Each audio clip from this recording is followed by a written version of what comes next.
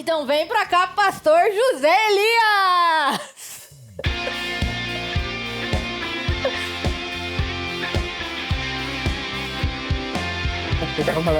Pode ser, tá vendo?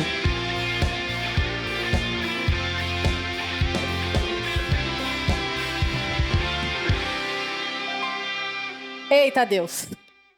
Hoje o negócio aqui vai ser estreito Pastor, pra vocês quanto dois. tempo, seja muito bem-vindo! Obrigado, Tamires. Obrigado, Pâmela, pela recepção. Prazer estar aqui com vocês. Pois é, hoje promete, hein? É que eu falei aqui, eu não sei quem de vocês dois vai cair no laço, pastor. Se é você ou se é a Tamires. Bom, lá no bastidor eu já deixei bem claro para ela, né? Me ameaçou. Não, Ameaçou, inclusive- denúncia! Inclusive, ele tava até pregando pra você lá no... Meio que pregando, né? Pra Tamires lá nos bastidores. Então, Vamos pular essa parte, vamos pra entrevista, vai irmã? ter muita coisa aqui. Mas, pastor, vamos lá. Estudando um pouco sobre a sua história e tudo mais, a gente viu que você é um pastor bem jovem. E por ser bem jovem, já teve muitas experiências, né? Pregou a primeira vez aos 9 anos, enfim. Tem uma bela de uma bagagem, não somente na igreja, mas também na vida profissional e tudo mais. E aí, olhando um pouco para essa sua bagagem, eu queria te perguntar como que a geração de hoje, a geração Z, que é uma geração mais imediatista, uma geração que está sempre em rede social, a informação é muito mais fácil, Sim. sabe? Como que essa geração Z pode encontrar o propósito que o Senhor tem na vida deles? Porque olhando um pouco para a sua história, você é muito jovem, mas encontrou muito rápido, né, o que o Senhor tinha para você. Como que essa geração Z, nessa forma imediatista, pode chegar a isso também? Legal. A palavra do Senhor vai dizer para nós no livro de Eclesiastes, capítulo 3, que tudo há um tempo determinado por Deus e um propósito debaixo do céu, né? Então, por aí nós já começamos a identificar esse caminho. Há um tempo determinado e um propósito. E aí o Eclesiastes vai falar: há tempo de nascer, há tempo de crescer, plantar, colher. Então eu vejo pela história do próprio Jesus, né, que mesmo quando aqui na Terra, ele respeitou esse tempo, né, começando o seu ministério apenas com 30 anos de idade, e isso também já tinha um propósito, porque era a idade que um sacerdote começava.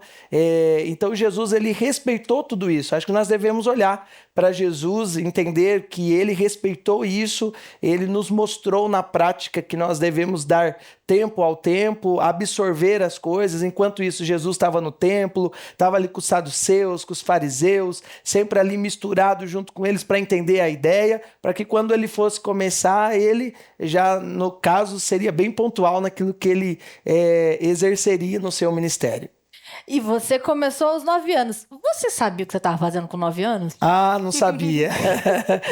Foi com 9 anos, eu fui convidado para pregar num congresso infantil na época, lá no Pararangaba. A irmã Rutinha ainda, na época, Cidade de São José dos São Campos. José dos Campos, exatamente.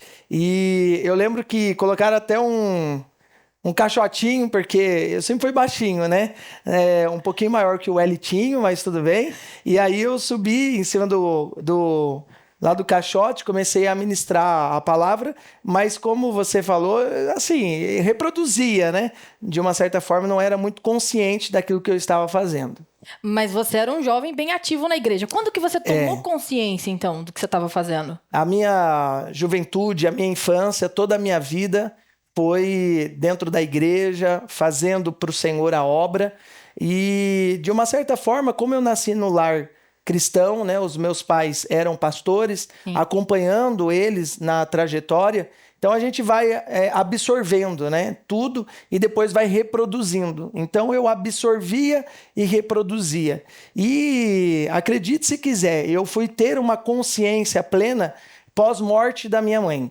Foi nesse momento que a minha lucidez espiritual apareceu. Eu tive, de fato, ali um encontro com Jesus. Eu entendi qual era o meu propósito e aí eu comecei a viver uma vida mais consciente. E isso se deu porque a minha mãe, ela era uma coluna lá em casa, a Tamires. Legítima irmã do Coque, irmã Nilza, viu? Legítima irmã do Coque. Fez muita oração pela Tamires? Misericórdia. Nossa, Deus do céu. A Tamires que o diga. Entreviste a Tamires, mas você assim, saberá. Então, a minha mãe era essa referência, né? Uma coluna. Então, tudo que nós, de uma certa forma, aprendemos sobre fé, ser aquele crente assíduo na obra, nós espelhamos nela. Então, assim, quando você tem um amparo, você meio que, né, vai É como se fosse vai na asa. Era como se ela fosse uma muleta espiritual pra você? Isso. Que tipo, eu tô fraco, mas eu tenho minha mãe pra orar por mim, pra interceder por mim. Isso, exatamente. Se baseia basicamente nisso. Aí, quando houve o seu falecimento, né, o Senhor a recolheu, e aí parece que esse amuleto, vamos se pôr assim, foi tirado. E eu falei, agora é com as minhas pernas. O que eu faço, E né? você já tinha quantos anos nessa época? Eu já tinha 21 anos para 22 anos. Já tava casado, não? Já estava casado. Ia fazer 1 ano de casado. Tava com 8 meses casado. Daí o que aconteceu que mudou? Aí trouxe você agora, isso? de uma certa forma, não que a gente orava, jejuava, ou lia a Bíblia, tudo isso a gente já fazia. Só que agora você fazia com propósito, né? Porque quando você estava na luta, na provação, estava numa situação difícil. Era por mim. Mãe! E aí Deus usava tremendamente, ela tinha, assim, o dom mesmo, e tudo que ela falava, até o meu respeito, eu falava, mãe do céu, misericórdia. Era algo assim, espetacular. Falava e acontecia. E ela era muito específica, né, quando ela falava. Então não era essa impressão, tem alguém aqui com dor de cabeça, né? Não, ela, tem alguém aqui com dor de cabeça, a cabeça dói do lado esquerdo, do fundo tal, a dor é mais... Então um exemplo que eu vou dar aqui... Era em detalhes. Era muito detalhes. Então isso chamava muita atenção, né, a intimidade dela. E mais do que isso, muitas vezes eu estava com ela no centro da cidade, às vezes ela estava lá no caixa para pagar as contas dela, e de repente você olhava para a mulher do caixa, a mulher estava chorando. Mãe, o que você falou para a mulher lá? Não, eu só entreguei o que Deus mandou. E então isso, né, vai tornando uma referência, a gente vai se apoiando nisso, e aí quando esse apoio seu não tá ali, aí você fala, agora é eu mesmo, eu que tenho que buscar, é eu que vou ter que ter essa intimidade. E aí foi nesse momento que eu tive que me aprofundar mais, e aí eu tive esse encontro com o Senhor e criei as minhas raízes. Eu acredito que muitos jovens na sua igreja, eu acho que até mesmo aqui no Decrentes, eu acredito que os jovens da sua igreja estão acompanhando o programa de hoje. Sim, estão. Eles devem olhar para o pastor e falar assim, nossa, ele tem 30 anos, já teve várias experiências, já viajou, tá casado, já teve uma experiência com filho e tudo mais, então... Tamires, E qual era o segredo para se conectar tão fácil com diferentes gerações? Porque desde a criança até o mais velho. Verdade. Sou testemunha disso, o pastor José Eli se conectava muito bem. Como?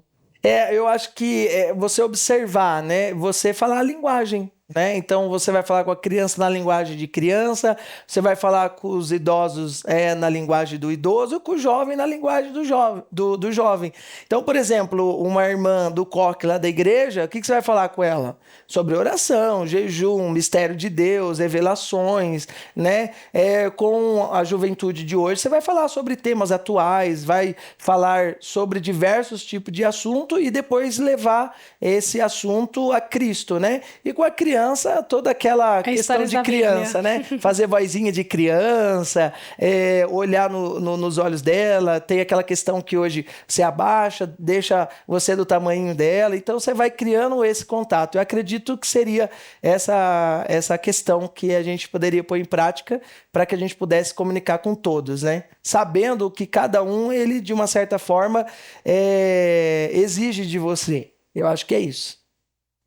E como lidar com diferentes conflitos entre a sua membresia?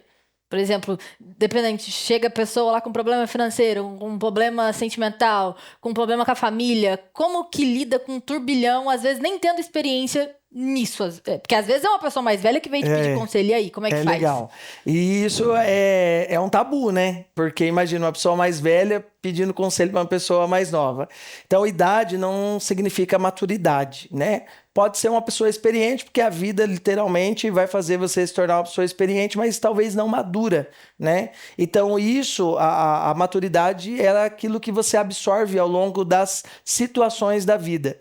Eu acho que a Bíblia, né, é o nosso manual de vida. A Bíblia tem resposta para todas as perguntas. Então, quando as pessoas procuram a gente como pastor, ela quer mais do que a sua opinião. Ela quer saber o direcionamento de Deus. E ser ouvida também, né? Exatamente. Então, assim, quando você traz um direcionamento de Deus e traz uma prática, um exemplo, aí fica bem claro para aquela pessoa e ela sai dali já com uma visão transformada. Mas as pessoas que vai falar com você, elas esperam também uma revelação do céu. Ah, com certeza, né? Colocar um ali. No final sempre pastor, você ora por mim, você... Deus não mostrou nada, pastor? Exatamente. Ai, A bem gente tem típico muito disso. Aliás, de igrejas pentecostais, né? Sim. É mais da nossa. É verdade, verdade. Você sempre foi um jovem muito ativo. Por mais que você ainda não tivesse tido um encontro com Deus, você foi coordenador do PEG Raiz. Isso, exatamente. A gente tem algumas fotos aí que eu trouxe, né, para Produção, compartilhar. coloca na tela. Tem uma conferência jovem que a gente fez no litoral. Também tem outras que a gente fez cultos ar livres. Então tem várias atividades, né, que nós fazíamos na época. Mas Acho que nessa foto aí tá até o GC Ávila Eu ali, tenho ó. uma coisa pra expor aqui do pastor José Elias. É. Porque ele era lá de São José dos Campos, Vale do Paraíba, mas era coordenador do PEG que vivia no litoral. Por quê? Porque Por tem que praia? será? Na praia. Tinha a esposa dele lá. Ah! Ele falava que tava indo trabalhar, ele tava descendo a serra pra namorar, irmão. Então vamos lá. Eu vou botar aqui na roda. Então eu tenho um Ele esclarecimento. faltava o culto de jovens em São José pra poder descer a serra. Meu Deus, gente, vocês estão anotando tudo isso aí, né? Não, eu tenho um Open? esclarecimento sobre isso, eu tenho um O contraponto. pastor vai se justificar agora. Não querendo me justificando, eu era coordenador do Vale do Paraíba, né? Então, assim... Barra litoral, né? Ele Barra deu uma litoral. puxadinha lá pro litoral, esperto. Então, o litoral fazia parte dali da gente, né? Então, na época, era eu e o Marquinhos, né? E então o Marquinhos ficou com a parte de Lorena, Pindamonhangaba, e eu fiquei com a parte do litoral, Jacareí, Guararema na época. E aí, nesse meio período, a gente descendo lá pro litoral para fazer as implantações do PEG. Então, na época, foi nessa época que eu conheci a minha esposa. Inclusive, tem foto da sua esposa também. Tem foto da minha esposa aí também, do nosso casamento, né? Que foi o dia mais feliz da minha vida, como tem sido até o dia de hoje. Um beijo para minha esposa que está me acompanhando. Abraço, com meu Fran. filho. E ela tem sido uma bênção para a minha vida, né? O complemento do meu ministério. Só que a Tamira, eu acho que vai lembrar. É mais do que conhecer ela lá no litoral, a gente se conheceu por um grupo chamado Povão. Nossa, A gente que tinha um nome, grupo hein? de MSN na época. Deus e amor, minha filha. Tinha grupo pra conectar jovens do Brasil inteiro. Brasil pra se inteiro. encontrar aqui Sério na sede mesmo? mundial. Verdade. Nossa, que legal. Ó, isso aí eu não sabia da nossa igreja. Então, Que legal. foi uma iniciativa, se eu não me engano, acho que foi o Silas, né? Tem umas pessoas lá que acho que iniciaram tudo isso e foram adicionando jovens. Criamos um grupo, na época era MSN, Orkut e tudo mais. E a Fran tava lá, né? Então... de Você olhou lá, e falou, que bênção. de lá surgiu a gente olhando lá, falei, nossa, essa japonesinha aí, Mas assim, você não foi daqueles irmãos que já mandou, tipo, chamou ela ali, né? Igual tem muitos que faz hoje. Paz do Senhor, irmã, eu vi você lá no grupo, né? Queria fazer Vamos amizade, vamos orar, sabe? Você foi desse tipo? Não, com certeza, tem que chamar para orar, né? Para Deus confirmar. Então eu chamei ela, a gente foi conversando e aí a gente deixou muito em off, né? Porque quando a gente, no caso, se reunia até aqui na sede para se conhecer de uma certa forma, conhecer os jovens de toda a região, era muito interessante até esse grupo. Não era uma questão só de namoro, era uma questão mais... Não era um Tinderzão gospel, tá? Vocês vigiam. Exatamente. Era um grupo de jovens da Deus de jovens. E era uma iniciativa, né? Muito bacana, porque dali a gente... Nossa, tem jovens em tal lugar e tudo mais. Então foi através disso que a minha vida foi alcançada, né? Tá vendo, jovens? Não desista de mandar mensagem. É verdade. As irmãzinhas solteiras dos famosos grupos que rolam por aí. Mas falando ainda do PEG, de expansão, foi você que... Você e a sua equipe que implantou expansão no Paraná. Exatamente. Inclusive, o Decrentes esteve no último Conexo do Paraná, que foi uma bênção. Que né? legal. No próximo bloco, a Blitz no Conexo do Paraná, hein? Um abraço ao povo paranaense, especial lá em Curitiba. Em 2011, eu fui para lá, para o Paraná. E na época eu fui convidado por um irmão que estava morando lá. Então eu fui a passeio, né? A conhecer a cidade e tudo mais. E aí, na época, então, pastor Miqueias ficou sabendo que eu estava lá e ele falou, olha, a gente vai fazer uma implantação aí. Vai ser o primeiro estado a gente implantar. Vou aproveitar que você está aí. Então, na época, eu fui designado para o Boqueirão, a irmã Ariane Carvalho, a sua irmã também, Marielle. Então, ali eu entrei em contato com elas, fui explicando sobre o projeto Expansão Jovem, até que nós descemos lá, fizemos uma vigília lá no Boqueirão. O PEG naquela época vivia de muitas vigílias, né? Inclusive aqui na própria sede mundial. Nós fizemos uma vigília, fizemos uma implantação lá. Eu estou sem a foto, mas existe uma foto nossa, todo mundo lá, e foi uma bênção, foi uma experiência única, e eu fazer parte dessa história, para mim, é um legado muito grande. E para você se tornar pastor? Você era ativo na igreja, ministerialmente, mas você trabalhava no secular. Isso, Só que daí, como é que foi para tomar essa decisão? E ainda mais, para quem tá em casa, como tomar uma decisão tão brusca para quem ainda é muito jovem? Porque jovem tem aquela coisa, né, da pressão de quem eu vou ser, que faculdade que eu vou fazer, o que eu vou trabalhar, o que eu vou fazer. Como é que é decidir isso tão jovem? Em 2015, eu fui para o Rio de Janeiro, na região dos lagos, Araruama, Cabo Viajou Frio. bastante. E aí, quando eu estava lá, surgiu uma oportunidade para mim ser prebendado nessa época. 2015 você já tinha casado? 2015 eu era noivo.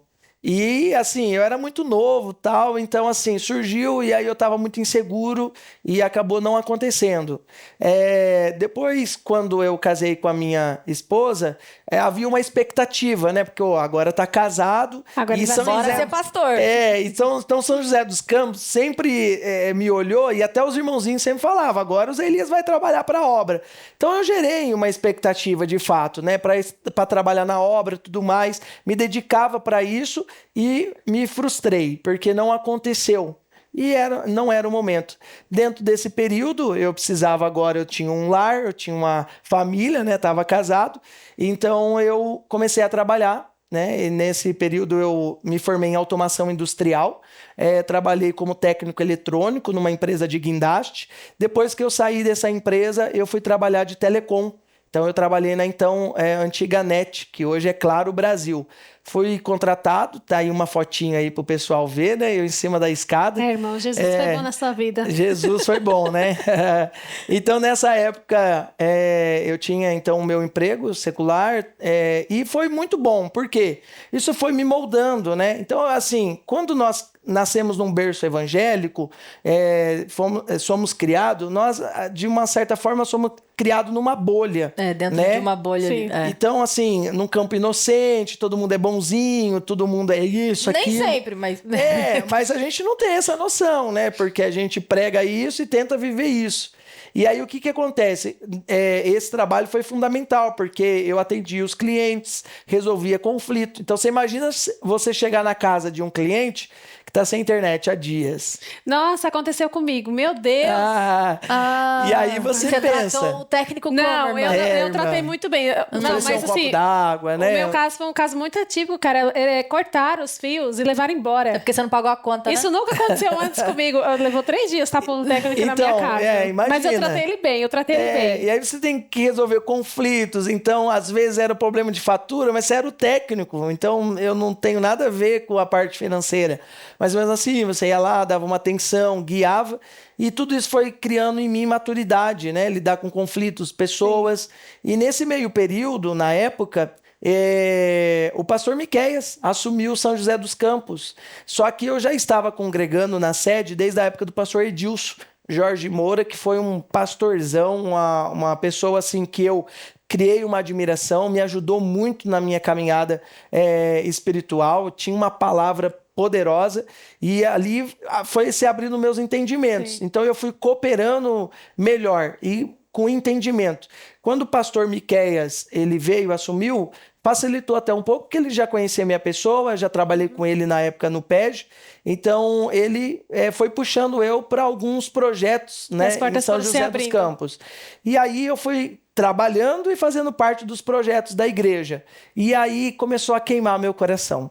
aquele fogo, é como a sarça ardente, sabe? Quanto mais eu chegava perto, mais Deus falava comigo. E você tentou resistir? E aí eu tentei resistir. Na época, quando eu fui chamado, né? Eu fiz até uma prova com Deus, porque até o pastor Edilson, na época, ele falou, você tem um perfil pastoral, investe em você. Só que eu era mais evangelista. Então eu gostava mais de pregar. Então, assim, para mim era pregar, prega. Então tinha agenda, campanha. E viajar, inclusive conheceu a esposa viajando, né? Nas viagens. Todo um... Então é muito mais fácil, né? Você vai lá, prega, não tem deixa a bomba pro pastor. Deixa a bomba pro pastor local e vambora. Deixa a bomba pro pastor local e aí você conhece o pessoal e tal. E, enfim, e aí era muito... Para mim era mais cômodo viver assim. E aí Deus foi me atraindo, né? E aí teve uma irmã de outro... Duas pessoas até de outro ministério. Eles acompanhavam um culto que eu fazia lá na sede, que eu ajudava o pastor nas quintas de manhã. E aí ela falou assim, eu vejo você como pastor. Deus chamou como pastor. Olha só. E aí eu comecei a me lembrar das revelações também, né? Que quando criança, os irmãos que frequentavam lá em casa diziam, Deus vai te levar para outros estados, você vai Deus conhecer muitas outras pessoas e tal. E aí aquilo foi, sabe quando vai vindo tudo? E aí eu lá trabalhando arduamente, mas sem nenhuma intenção. Porque fica a título de curiosidade isso. Uma questão que eu nunca queria ser era pastor. E no final se tornou... Por quê? Porque eu via os meus pais, né? Os meus pais... Então, assim, o meu pai dirigiu Caçapava, Taubaté... Monteiro Lobato, foi segundo pastor. Então, ele dirigiu São José dos Campos inteiro.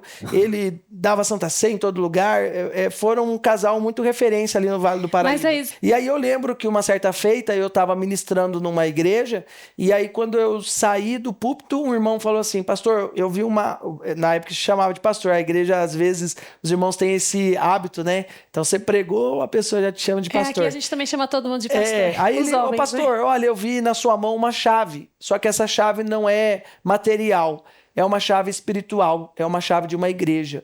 Deus vai dar uma igreja para você dirigir. Então você abrir mão de benefícios, praticamente 6 anos de trabalho, para algo que Deus tem ali para a sua vida, que vira uma incógnita, né? Porque assim, dali para onde você vai, como que vai acontecer... Você enxerga um futuro abstrato, né? Abstrato, é como Deus chamou Abraão e falou, vem, sai do meio da sua parentela e vai para uma... Mas que terra? Realmente, não, eu só vou confia. te mostrar, só vai. Só confia. E aí você tem que tomar essa decisão, queimar, né, os bois, de uma certa forma. Os bois na carroça. Coitado dos as bois. carroças.